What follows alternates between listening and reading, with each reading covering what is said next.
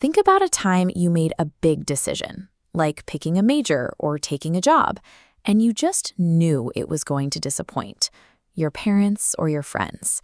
Remember that heavy, anxious feeling in your chest? According to a fascinating school of psychology, that heavy feeling isn't an accident.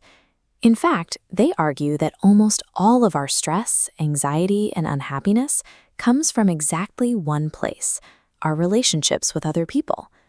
This idea was championed by Alfred Adler, a pioneer in psychology who worked right alongside figures like Sigmund Freud and Carl Jung. Adler pointed out a trap we all fall into. It's called the desire for recognition. When we constantly want to be praised and accepted, we end up living our lives simply to satisfy other people's expectations instead of our own.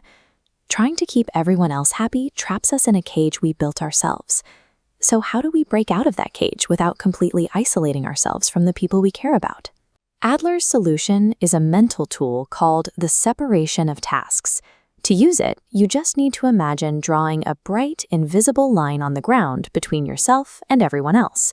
To figure out what goes on your side, ask, who lives with the final result? Whoever deals with the consequence owns the task.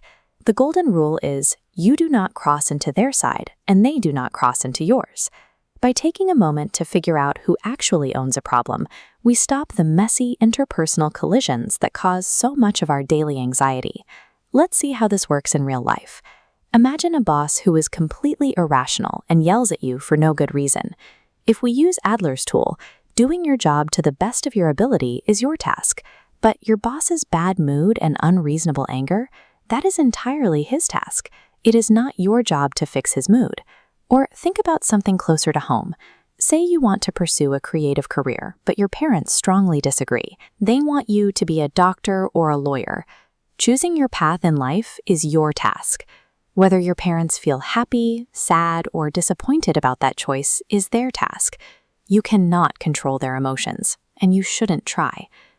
This brings us to a powerful realization. You are not living in this world to satisfy other people's expectations.